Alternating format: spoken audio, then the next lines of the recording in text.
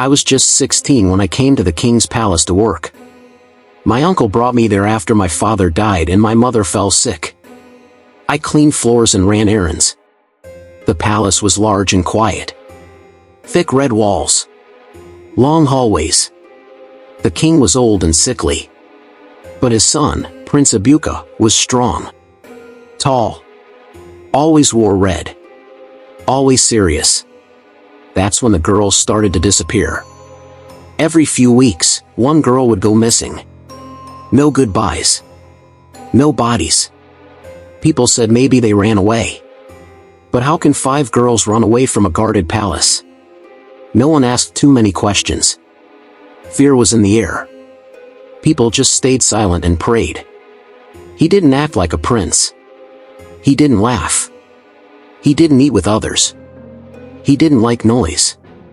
If he passed by, everyone looked down. The older servants said he changed after coming back from the white man's school. One woman said, "That boy left with a heart and came back with a shadow." I noticed something strange. Each girl who disappeared was last seen going to his chamber, usually late at night, carrying food or palm wine. Always on the night of a new moon. Amaka was not like the others. She was bold. Her father was a rich trader. She had pride. She didn't bow too low for the prince.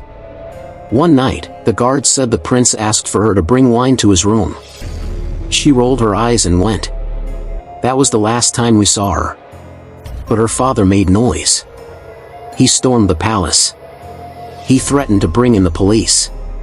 The king, now old and weak, agreed to search the whole palace. That's when everything fell apart. The search began the next morning. I followed the guards into the prince's quarters. It smelled bad, like wet meat and burned herbs. One guard stepped on something that cracked under the mat. A wooden panel. We pulled it up. Under it was a small door. And under that door, a room. The smell hit us hard. Like death. Inside, there were bones. Skulls. Arms. Legs. Teeth. Some were fresh. One still had hair. But what shook me the most, the skulls were arranged neatly. Carefully. Like someone was proud. A mat made of red cloth lay in the center. On it, a clay pot. Inside it, a head. It was Amaka. Her beads were still on. The king saw the room and fainted. People started screaming. The elders called for a cleansing. The villagers wanted the prince arrested. But that same night, Prince Abuka vanished. No one saw him leave. No one heard his footsteps. His guards didn't even notice. He was gone. Some say he ran to the evil forest. Some say the spirits came for him. Some say he still walks among us, wearing a red cloak. The palace was abandoned. No one lives there now. Not even animals. People say they hear drums at night.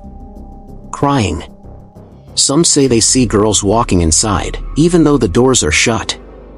I still dream of the room. The skulls. The blood on the prince's hands.